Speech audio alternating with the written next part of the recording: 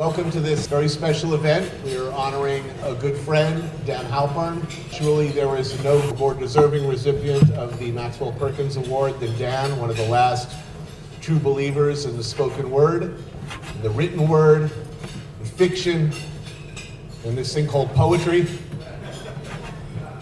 His this glowing white corona of awesomeness he calls hair, untouched since 1968, has served as a beacon of hope to so many young writers looking out across the killing floor at Book Expo or book fairs. There, somewhere in the distance, an island of beauty and hope and belief. When Dan, I guess, emerged from what he started out as a chauffeur, as I understand it, in Southern California, his trajectory into the publishing business has been an unconventional one, beginning as a chauffeur, driving writers around, somehow ended up on Paul Bowles' floor in Tangier. He emerged from that looking to get into the business for real. Wiser minds said porn would be the way to go. Dan decided to go for the big bucks in poetry. And here we are today. I mean, he's getting an award for what is it? Significant contributions for nurturing, championing, and supporting works of and creators of fiction. I've never actually seen him do any of those things as far as fiction. Most of my relationship with Dan has to do with food. Apparently he likes food, especially if it's free. He publishes a lot of cookbook authors and a lot of chefs. I bring you back to the free food dimension. But he's one of the few people, I've come to know that he's one of the few people I've met in the publishing industry who actually seems to like writers. I know it's unbelievable. He likes writers. He likes to hang out with. He likes hanging out with writers. He's supportive of them. He's one of the last true believers. He's a good friend, a longtime supporter, a partner, and to you, Dan. Thank you.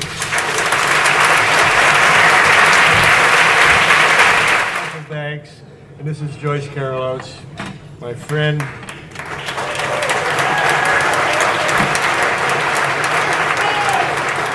We're honored to have been invited to act as master and mistress, or masters of ceremony this evening, but we're unclear about our function altogether because it's not a very ceremonious event.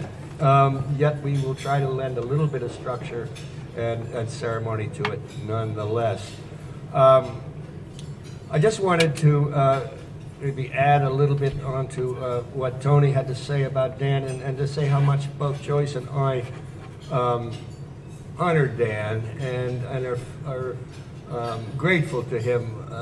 I think I'm speaking for both of us, for having been custodial in our lives and in our careers and in our work for so many, many years in so many, many ways. And as the evening goes on, I hope that we'll be able to elaborate a little bit upon that and give you some sense of the role he has played, not just in our lives, but in the lives of so many writers that have created American literature of our time. Now Joyce is going to pick it up from here and carry on with the other card. We sort of feel, I think, a little bit like at the Academy Awards when they bring out an old actor from a movie that won an award about 40 years ago, and nobody quite remembers what the movie was or what the actor's name is really, and they read from a teleprompter and sort of stumble through the lines that they're supposed to say. At least that's how I feel. I don't know if you feel quite that way, Joyce. I'm going to turn it to Joyce to read from her cards. Yes. Thank you, Russell. Well, I want to tell Dan immediately. He's very anxious about this because many of us know a lot about Dan, but we are actually not going to review it. And all Dan has to know is that we love you. Yeah. And we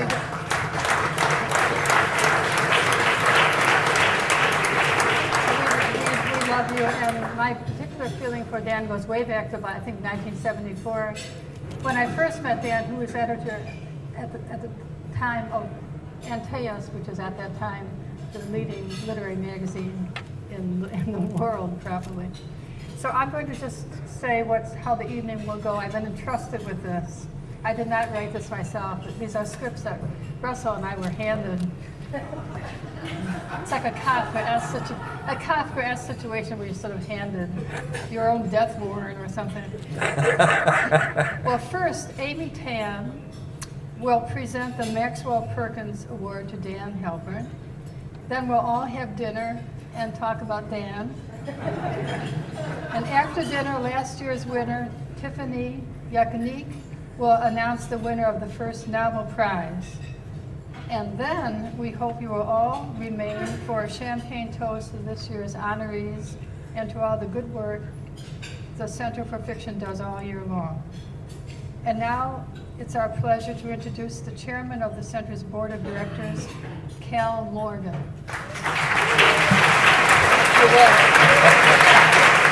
I'm a specialist in narrative. I thought it might help if I brought some narrative to the evening. My name is Cal Morgan. I'm the chair of the Center for Fiction. On behalf of our board, I am delighted to welcome you all to what's become my favorite night of the literary year, overtaking that orgy of eggnog and bad judgment known as the company Christmas party. At this event, we gather to honor both the newest figures in the world of fiction, those whose first novels bespeak a talent of extraordinary promise, and the most experienced, those in the publishing community who have devoted their careers to the nurturing and sponsorship of important writers. It's a personal joy for me to introduce this latter honor, the Maxwell E. Perkins Award for Distinguished Achievement in the Field of Fiction, because it was in the many published letters of Max Perkins, those earnest, passionate, rigorous, and always human letters, that I discovered that books were published not by magic, but because of specific decisions by individuals, decisions that were sometimes wise, sometimes rash, and gloriously, sometimes both.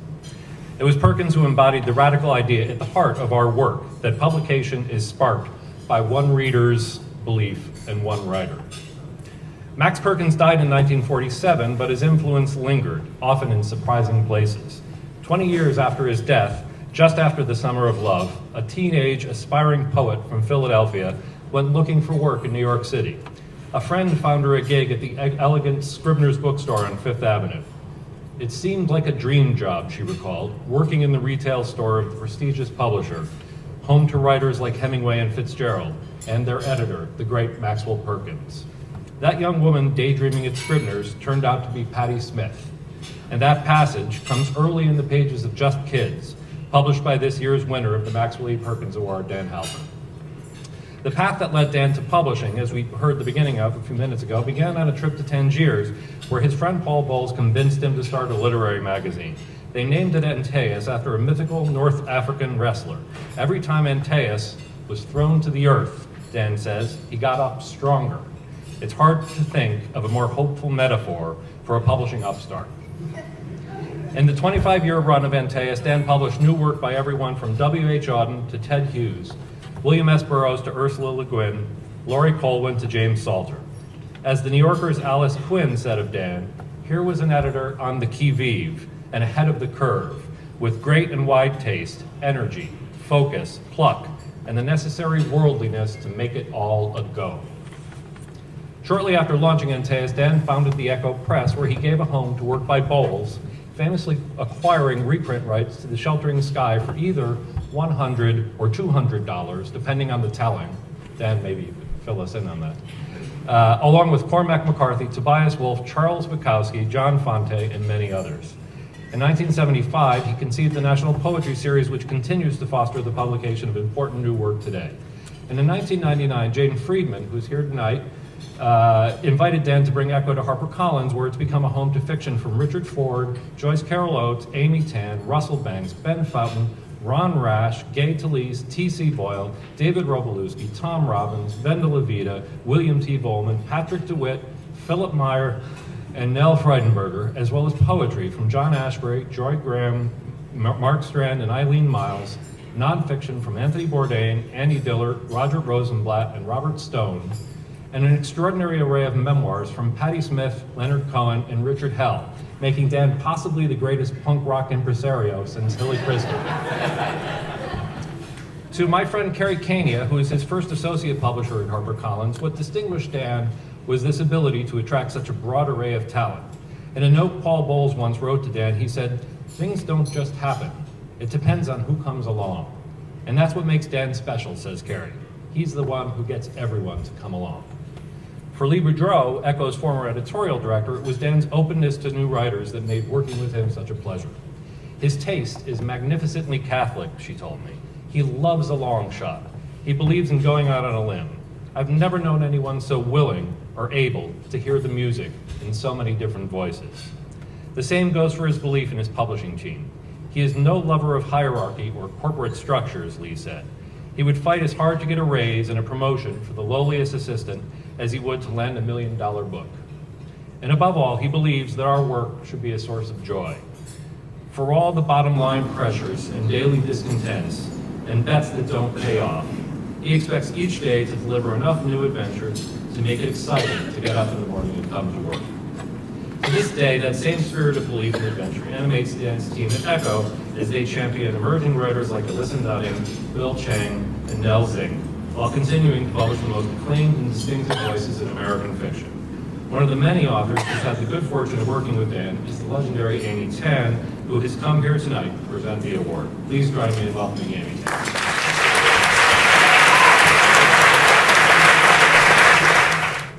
Nervous? Dan? No? Okay.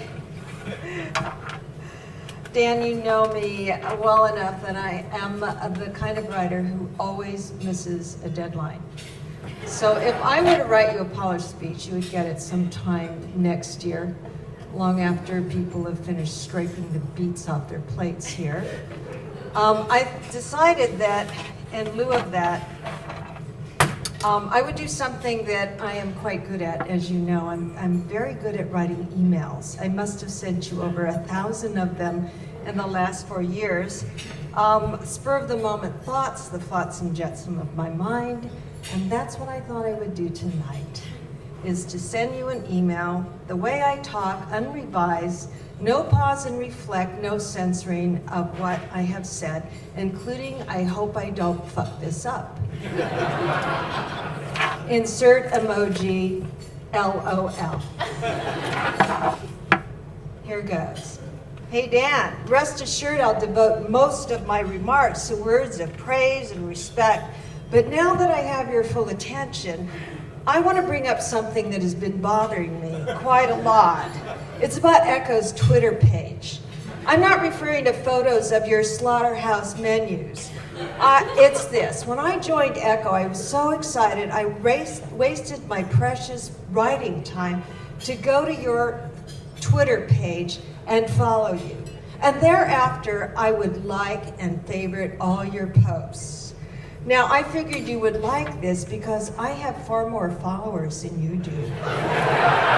Not as many as Joyce, and not nearly as many as Tony Bourdain, who has 2.3 million. You should get him to retweet your posts. Imagine how many more books you'd sell. Just saying, Tony. Okay. Anyway, I thought that, that this was all good, and then I looked at something the other day. I was retweeting Lisa Randall's the announcement of her book, Dark Matter and Dinosaurs, which I love, as I told you, and I noticed something that kind of kicked me in the gut, and that is that I followed you, but you never bothered to follow me back. Okay, and that means you haven't been reading my tweets, and you didn't notice that I have been retweeting you as often as a pigeon shits on a statue, okay? And then I saw something worse. This is how you describe Echo Books on Twitter. Home to Russell Banks, Joyce Carol Oates, Anthony Bourdain, Patti Smith, Charles Bukowski, Richard Ford, and many more. Okay, I am many more. Crying mad emoji, okay? I was on the other side of the river Styx with a bunch of depressed, anonymous writers. Now, I can take consolation in the fact that there are many esteemed writers in this room, who paid $650 to be here, who are also in what is essentially existential literary death. You include Charles Bukowski as living in your home. He hasn't been around in 20 years. He is probably living in the columbarium of your garden. And also, he hasn't paid hard cash to be here. What's more, when Charles died, he was a Buddhist, and Buddhists do not have attachment to Twitter pages. Okay, I'm done. I've said it. I'm fine. Now, did it ever occur to you how lucky you were that you were a poor, struggling publisher with no money, just a pipe dream? You couldn't afford much. You had to go to the eBay of gently used backlists, get the reprint rights to books by authors who've fallen into that unhappy category. Where are they now? Cormac McCarthy wasn't well known then. And Paul Bowles, you got Sheltering Skies, I think it was $100. Score. But did Paul know that? Did Paul know you got him for cheap? Wasn't he your highly valued friend back in the days when your hair was dark brown? When you were struggling as a poet, living the pipe dream in a one-bedroom apartment in Tangier? I picture the two of you talking poetry together, eating bloody chunks of lamb with your bare hands, and sharing a pipe with hashish as you spun out those pipe dreams. All kinds of crazy shit ideas like, hey man, how about we put together this cool literary magazine? Publish poets and short stories by writers no one knows. How fucking cool would that be? Yeah, and stories in translation. No one reads that translated shit anymore. And you know why? Because nothing's out there for them to read. Yeah. Okay, and then after a few more tokes, you name the magazine Antaeus. Okay, Dan, that name is fucking weird. I had to look it up. And he's no Greek superhero, you know, all that wrestling stuff. Well, he was a mama's boy, and he was a wrestling thug, but you know what? He went to live in the Libyan desert, and you hate the desert. You told me that. You hate the desert. That's why it was Tangier. They have no desert there. Later, Hercules picks the guy up, gives him a big old, you know, mama bear hug, and crushes him to death. Oops. And what does that have to do with poetry and fiction? You know, am I stupid? I don't get it. Okay, but you're Antaeus. Antaeus lived for 24 years. You published a lot of poetry and fiction, and there are a lot of people who are grateful you did. I want you to look around the room, all this admiration, all these colleagues and writers. People paid a lot of money to make you feel bad. It's actually amazing you've been successful as you are, considering how inept you are in doing certain things. Like fundraising for the National Poetry Series. That's your baby, okay? And every year you put this baby on the train tracks. And then when the choo-choo train is rounding the bend, you send out an SOS email and you say, looks like this is it. I don't know if NPS can be saved. The first time I saw that, I wrote back, you know, what do you mean? And you said, I'm not asking you for money. No, I'd feel bad if you gave, so don't. And then you said, P.S., we're doing this really cool dinner for NPS at the Breslin. April is cooking up some really cute spotted baby pigs, extra crispy. Emoji, puke. It's a non-religious miracle, I think, that NPS is still going. 37 years, 185 poets saved from heartbreaking, total lack of recognition. Their poems are alive on acid-free paper, cradled in the hands of poetry lovers. And I know it's reward enough for you to know that. It'd be nice if people gave more money to NPS, just saying. And you also know this, I think. that there's been a lot of love and gratitude from many poets, like Mark Strand, who is here tonight.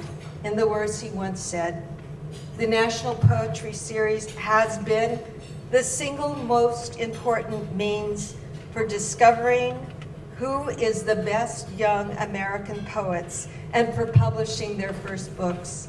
The list of poets who've been its beneficiaries is astounding. Emoji, high five, king for the day. You do things because you think they're important, which is not always a good way to conduct business. I don't think it was coincidence that soon after Paul Bowles died, you lost your mind and bought trade paperback rights to a book called Kitchen Confidential by an unknown chef. Wiser publishers at publishing parties were kind of rolling their eyes and saying, donuts are out of the oven. But you believed this was not a cookbook, but a fucking testament of life. Your life, many people's life, those people who go around gentrified barriers and into dirty places where there's ugly truth and exquisite grace and E. coli. It's about being irreverent, taking a hacksaw to pretension, ripping away the crime scene tape, because sometimes you gotta be crazy, like Bukowski said, and eat shit and baby animals and swallow the salmonella but not the Kool-Aid, and pray for a porta potty and maybe a good line for a poem. I see the pattern, Dan, why you love Bukowski and Bowles and Bourdain and Banks beyond the fact that their names start with a B. I know what you love about Patti Smith and Richard Ford and Joyce Carol Oates and Linda Levita and Charles Frazier and many more. You brought us into your fold. We, your outliers, outsiders, outcasts, your foodie hacks, your moral decoders, your science geniuses and techie game changers. You've taken chances on new writers. Oh my God, a 600-page book about a mute boy who dies at the end by an author whose name you cannot spell or pronounce? Emoji, scream, and dollar sign. You also took a chance on me. I had spent 6 years on a novel that was so covered with mental smudge marks it was unrecognizable as writing. I had not had an editor since 1999 to set me straight. When we met, I gave you a shitty outline, and you in turn introduced me to a bright bunch of people at Echo / an imprint of HarperCollins. And then you pulled out a thick book, and it had a lovely jacket, and it said, The Valley of Amazement by Amy Tan. I had a moment of dementia, and I thought, I haven't finished writing that book. You know, the pages were empty, dementia over. But that book jacket let me know that as pitiful as my outline was, you were already telling me that you were going to be very proud to publish whatever I wrote. You, in other words, were saying without saying you believed in me as a writer. So for the last few years, I've been part of this non-homogeneous family, some of them in your home, connected by literary tastes and whimsy and by Malbec and organ beats. There are so many of us in your fold, and how can you possibly give us all the massive amounts of attention we need? Now here's a useful tip to others in the room, authors. The more fucked up your manuscript, the more attention you will receive. It's that simple. Insert emoji wink. Okay. For the next 2 years, I sent you a lot of emails, the flotsam jetsam of my mind that gave you the impression I was writing. Some emails were about my new dog or about swimming with sharks, including instructions for my posthumous publication. And some were about characters who were mutating into humans or about serendipitous detours that became the right path. and some were about my lung-sucking dread that my poor, deformed book would be out in public one day, ridiculed and shredded like a leg of Moroccan lamb. One deliriously hot August day, I did send you the manuscript, and after a month, I got a package.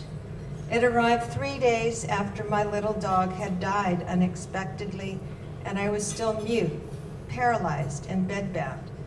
In my depressed state of mind, I opened the package to see your verdict.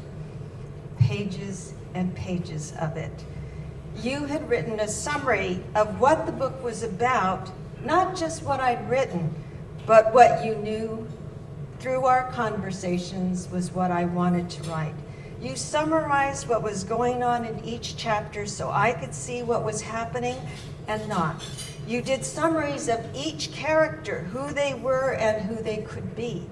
You did a chronology of the storyline. In the manuscript itself were comments in the margins, some of which embarrassed me because I could now see how terrible my writing was, only you didn't say it that way. I was so moved. It was like being unburied. And I was free to write and write and write and write until I had rewritten the entire book with a new little dog on my lap. A few days ago, I reread an email you sent me after we completed a marathon of copy edits to meet a printer deadline. I'm just going to read part of it. I've known, while initially not knowing you, what some of your struggles were and have been. Have I already said something about the push and shove of publishing, how it can get a guy down? I wanted, always, to publish lasting poetry and prose, why I started Antaeus with Bowles in Tangier in the 60s. This process with you fulfills that youthful vision which seemed so simple in my one-bedroom apartment on the outskirts of that Moroccan town. I am so grateful beyond words for your vision. You saved me when I was dying in the desert. That's what you've done for me and for many more. Emoji of yesterday.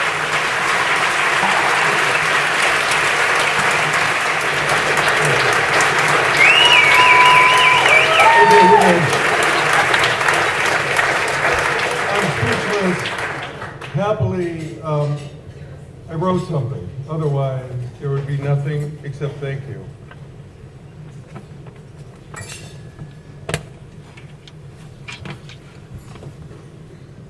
Thank you for this wonderful award. I'm honored to be in the company of the previous winners who, as a group, have defined an editorial ideal.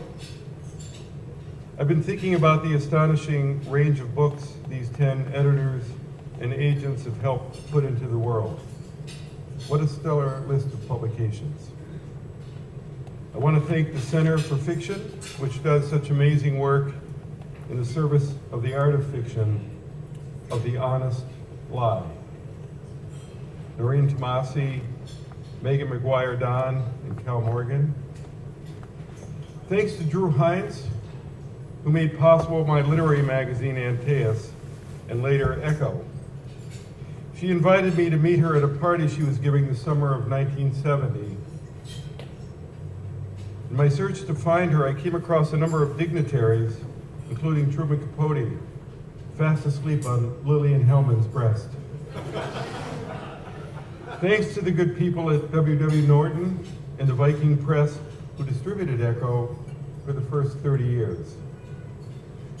Thanks to my old friend, Jane Friedman, who over lunch 16 years ago asked in so many words if I was interested in trying something new.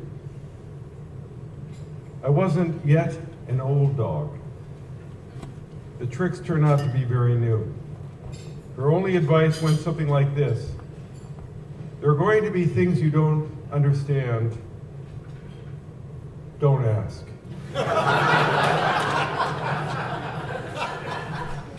It took me a while to understand the veracity of that advice. Thanks to Brian Murray and Michael Morrison, whose support and patience makes what we do at Echo possible. Thanks to all the literary agents who keep our publishing silos filled with literary gold. Thanks to my friends and colleagues at HarperCollins, as well as the many people in the publishing community who have shared with me the celebration and publication of the written word. Thanks to everyone who has worked at Echo from independent days to this evening. Echo began by reprinting books I wanted others to read. We began simply, 5 or 6 books a year, a couple of collections of poetry, a few reprints, like books by Paul Bowles, Calvino's first novel, paperback editions of Cormac McCarthy's early novels, books by my favorite writers who are no longer in vogue: Elizabeth Bowen, Elizabeth Hardwick, Catherine Mansfield, Sybil Bedford. We had no overhead. I was the only employee, working out of my apartment, responsible only for a Burmese cat and the magazine submissions. Eventually, we needed an office and an assistant. You know what that leads to: a larger office and another assistant, and then more books on the list. And pretty soon, the accountant has found a desk next to yours.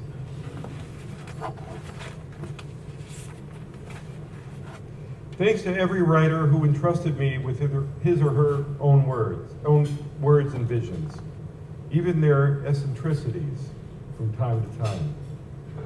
Thanks to my friends and authors who agreed to say something here tonight: Russell Banks, Anthony Bourdain, Charles Frazier, Joyce Carol Oates, and Amy Tan, and others.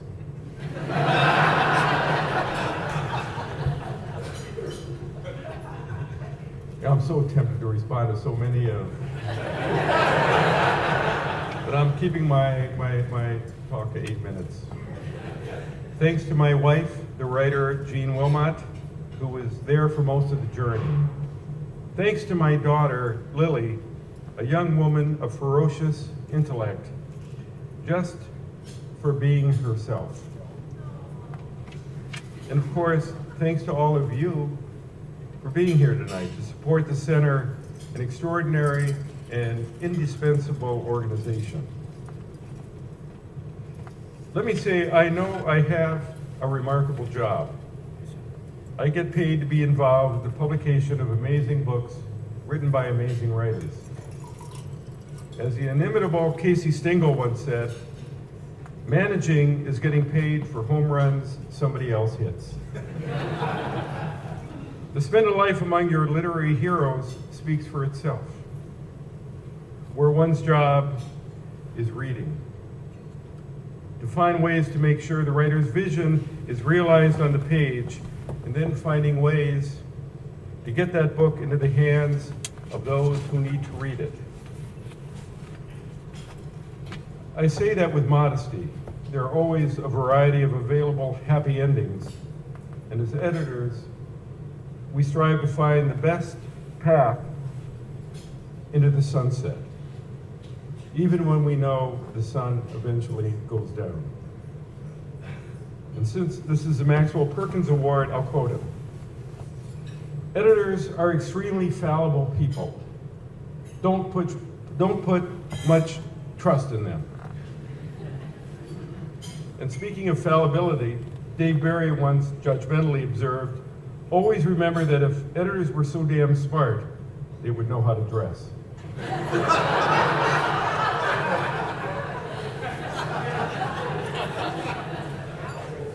The editorial process, the relationship between editor and author, is an intricate and ethereal relationship without predictability. It continues to amaze me how unpredictable it is. There are many takes on the editor-author coalition, some more sympathetic than others. Maxwell Perkins himself advised writers, you have to throw yourself away when you write. Oddly, he did not address the act of rediscovery when the writing is done and the editing needs to begin. For Christopher Hitchens, authors who moan with praise for their editors always seem to reek slightly of the Stockholm Syndrome. Notwithstanding H.G. Wells' statement that no passion in the world is equal to the passion to alter someone else's draft, it seems to me that the lesson learned is that you edit only what requires editing. So often, less is more. And just as often, less is not enough. Unpredictable. When I was writing this little speech, thinking about the relevance of editing, I remembered a letter by Emily Dickinson looking for editorial guidance. She wrote slyly to her literary counselor, Mr. Higginson, "Will you tell me my fault, frankly, as to yourself? For I had rather wince than die. Men do not call the surgeon to commend the bone, but to set it, sir." Okay, I just wanted to say something about the process in case anyone under 30 turned up tonight. I was not much of a student and certainly stayed far away from the English department, although I enjoyed my postgraduate work in Tangier at the end of the 60s. I know there are some who would fail to recognize my 2 years in Tangier as formal education, but I do. To quote Casey Stengel again, there comes a time in every man's life, and I've had plenty of them. I learned to read in Morocco. Paul gave me a book every couple of days, and over a chicken or lamb tagine, quizzed me on it.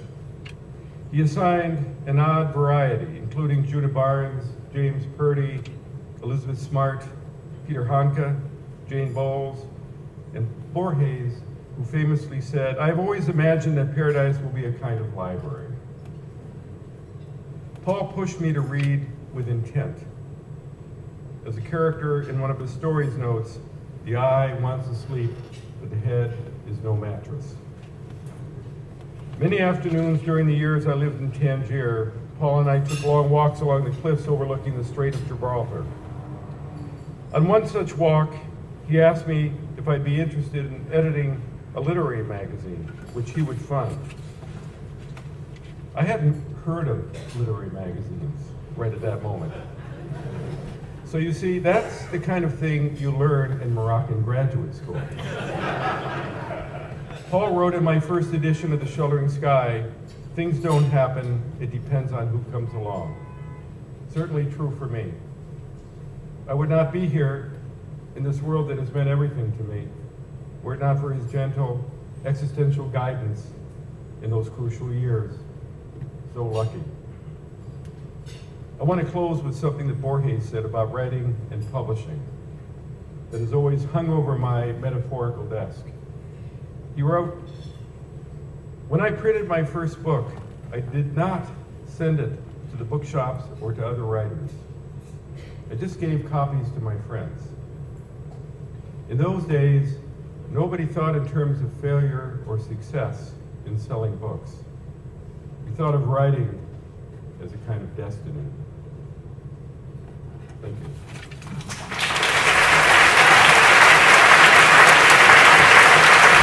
My name, for those of you who don't know me, is Eleanor Fronte. Not really. My name is Noreen Tomasi, and I'm the director of the Center for Fiction. And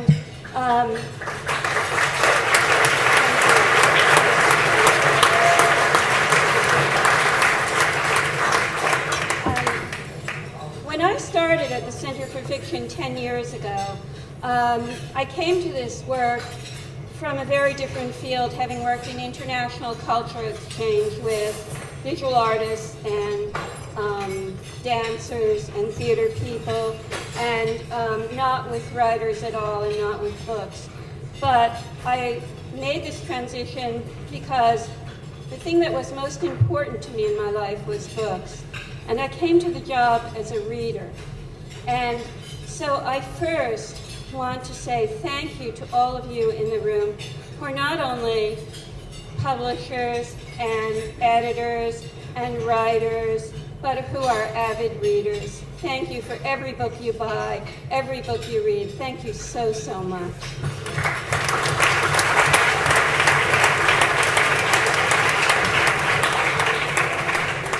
One of the highlights of my work at the Center for Fiction is the ability to be in a room like this where I am surrounded by so many writers whose work has changed my life, shaken my world, made me think about being alive in an entirely different way. And also with the editors and publishers who have brought those books to readers all over the country and all over the world. And so an evening like this, where there's so many illustrious and gifted writers in the room, is a great pleasure for every reader who is here, and for all of us to celebrate all the hard work that it takes to go from idea to first manuscript, to edited manuscript, to galleys, to printed book, to millions of sales. But a lot of the work that the Center for Fiction does is not only with accomplished writers like the writers here today. It is with writers at the very beginning of their careers. And so I want to begin talking in a slightly different way. Every year we select 9 writers to receive Emerging Writer Fellowships. We receive over 500 applications. This year we received 525 applications from the New York City, the 5 boroughs of New York City alone. And we are only able to select 9 writers who receive fellowships, room to write, work with an editor, all kinds of headshots, all kinds of other things. And so I want to say their names to you because they're important names. And when I read your name, my emerging writer friends, can you please stand? This is the first time you will be hearing these writers' names, but you will be hearing them again and again, I promise. Lisa Chen.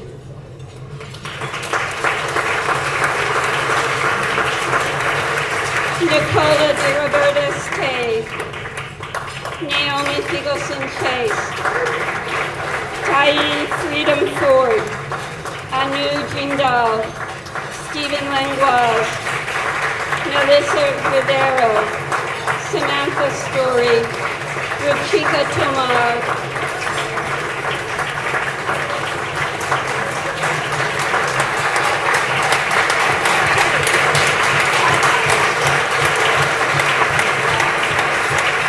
so much of what we do at the Center for Fiction and what you all do in the book world is to support writers at the very beginning of their careers. And it is something that's profoundly important to all of us at the Center for Fiction. And it is what we honor in the second half of this program when we give our first novel prize. But I want to point out to you also that in your programs, you may have seen a postcard, and on the postcard is a picture of a building, and that building is across from the Brooklyn Academy of Music, next to the Mark Morris Dance Center, and across the plaza from the Theater for a New Audience, at the very heart of the cultural district in Brooklyn. And that is where the new home of the Center for Fiction will be, opening in 2018, something we're very excited about.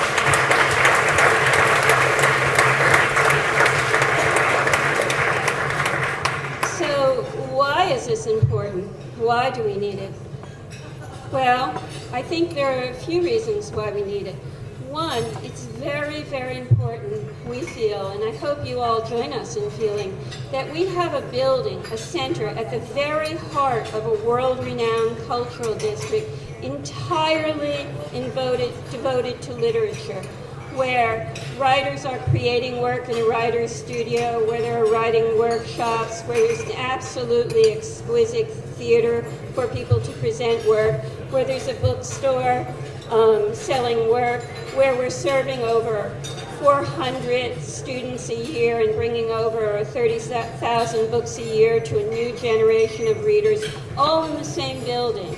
It's really, really important for us, and I hope for you, to have a center, a place where people can say, at the heart of culture in this district, there's not only dance, there's not only theater, there's not only the performing arts at BAM, but there's literature, there are books right in the center of that, and in a center that supports everything from the very beginning of creation to the sale of the final books and the presentation of work by the writers. That's a big thing for us, and we think it's a big thing for New York City, and it's not going to be easy, but we think it's going to be worthwhile. So we hope all of you will come and engage with us, help us, support us, be a part of this very, very exciting new phase for fiction and for literature in New York City. It's been a very long journey, but it's very close now, and we really need your help and support. Thank you.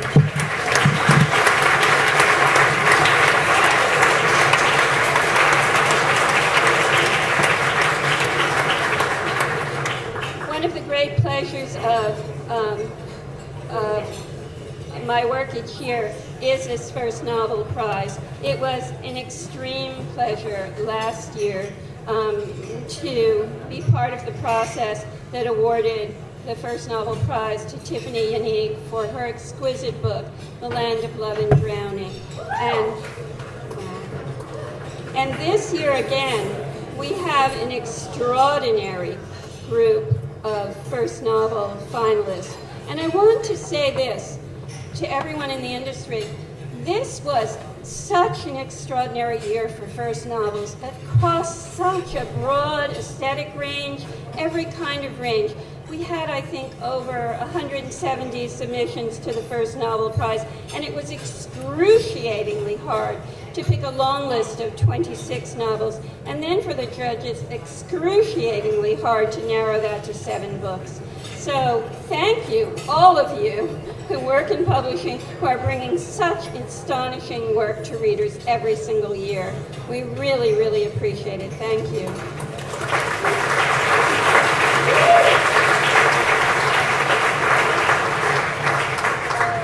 And now I hope you will all do a few things. Drink more. I think that's important to do. There'll be plenty of time. We'll have a champagne toast at the end of the evening. And also join me in welcoming the extraordinary writer, Tiphanie Yanique, who will present this year's first novel prize. Thank you.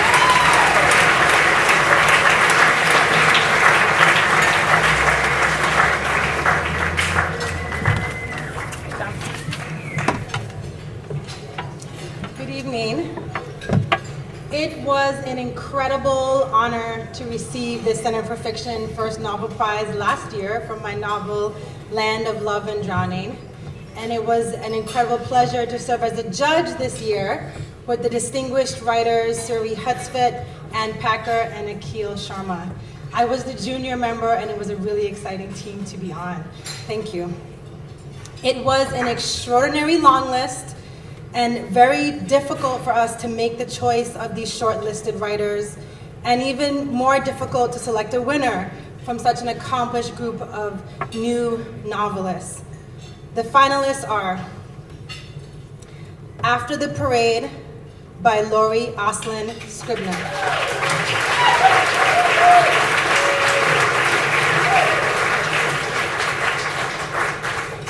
Against the Country by Ben Metcalf Randenhouse.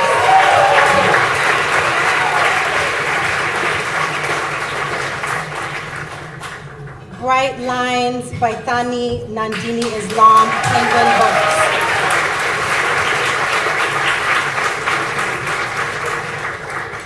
The Fisherman by Chigozie Obiyama Little Brown.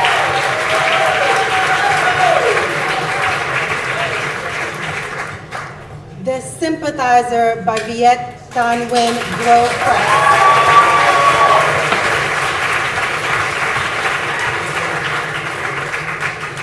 The Turner House by Angela Flournoy, Carlton, Mifflin Harcourt.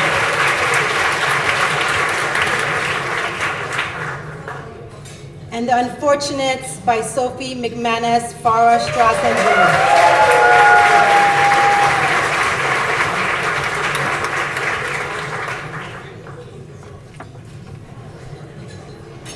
And the winner of the 2015 Center for Fiction First Novel Prize is The Sympathizer by Viet Thanh Nguyen. Wow, this is what a prize looks like. It's pretty incredible. On the one hand, I really didn't expect to win. On the other hand, I have a speech. I have an insistent publicist who didn't want me to embarrass myself. I'm very thankful for that. And I think the first thing to be said is that I'm grateful for the company I'm with tonight. Angela Flournoy, Tanya Nandini Islam, Sophie McManus, Ben Metcalf, Chigozie Obiama, and Laurie Uslan have all written wonderful novels. I'm honored to be among them.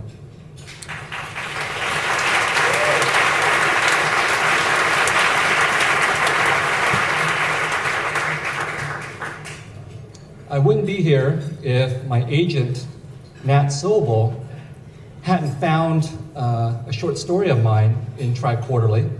He works incredibly hard to find these things, I guess, and I'm very lucky for that. But he said, if you want to be published in New York City, you have to write a novel. I said, okay, and that's what I did. He and his assistant, Julie Stevenson, encouraged me along the way until my book came to the attention of a brilliant young editor named Peter Blackstock.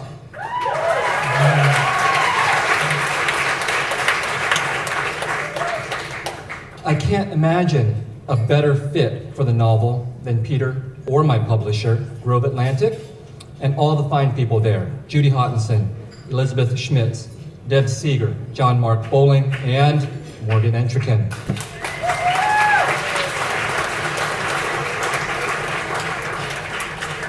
While they worked incredibly hard on my behalf, the person who suffered the most for the novel, besides myself, is my partner, Lan Duong, who couldn't be with me tonight. I'm going to call her right after this and tell her, honey, I won. She has read every word of fiction I've published and many of the drafts. And of course, if you have ever been unfortunate enough to have to read the drafts of a writer's work, you know how difficult it can be to still find words of encouragement after doing that. But she was always there for me. The person who made me finish the novel, though, is my son, Ellison, who I named after Ralph Ellison.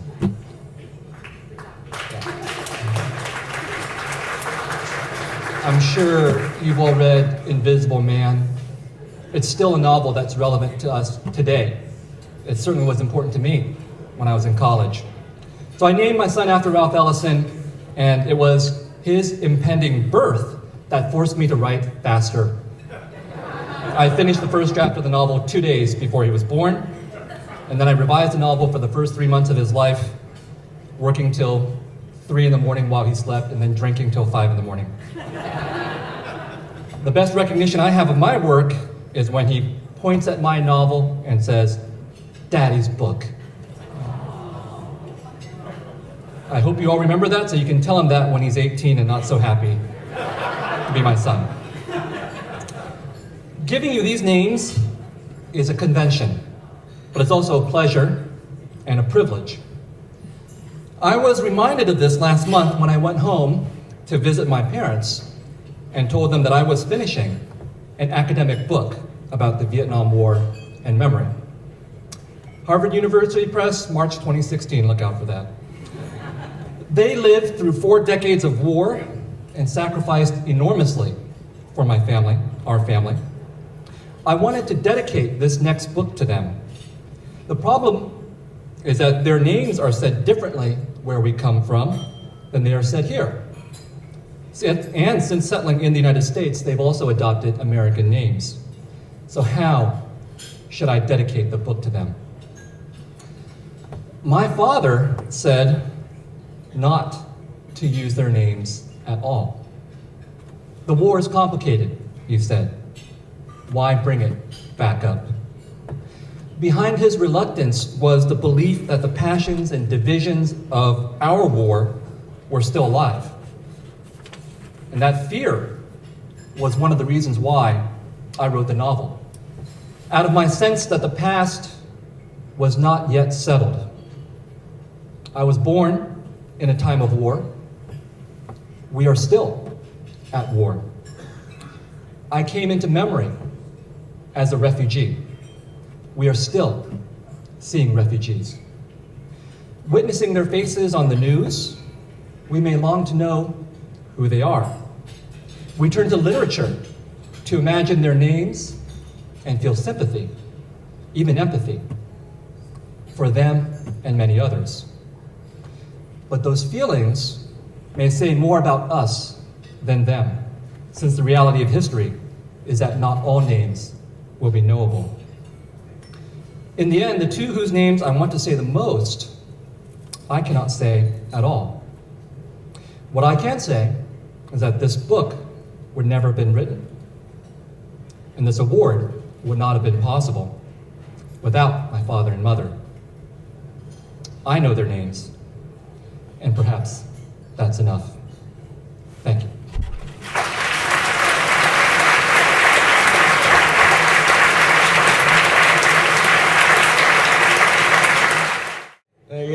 It's my dubious honor, in a way, to act as a Toastmaster for the end of this evening. And I'd like to begin by raising a glass to the winner of the first novel award, Viet Thanh Nguyen, and also in honor of his extraordinary remarks, which I found profoundly moving, as I'm sure everyone in this room did, and so timely. Thank you. Congratulations and thank you.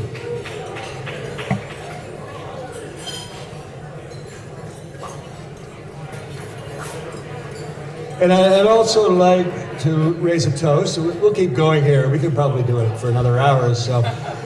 But I'd like to raise a toast also to the Center for Fiction and thank them and acknowledge their extraordinary work and express our collective gratitude for that. So, to the Center for Fiction. Okay, that's two. Now a third. And that leaves Dan Halpern. No, I'm not done with you yet, Dan. I have a story or two to tell. I have many stories to tell, but I just want to tell one or two quickly. Dan and I have worked together since the late 1960s, when he and I were both young men and much prettier than either of us are today. And Dan became my editor and published my work early on. And we became close, dear friends. We fished together in Maine. We traveled together here and there. We ate a lot of meals, dark flesh, meat, dripping from our jaws for over the years. And I thought I really knew Dan deeply and well. He was the editor for many of my books. And then last week, Dan and I went to Cuba together, just the two of us. Traveled down, a couple of guys in their 70s checking out Cuba, right? And it was an extraordinary thing. You know, when you travel with a spouse or a soon-to-be spouse, a lover, even a child, a friend, you end up knowing them differently, deeper, perhaps better than you ever knew them before. I thought I knew Dan really well after 40 years or more of our editorial-writer relationship. But a few days in Cuba, I realized, well, what happens in Cuba stays in Cuba.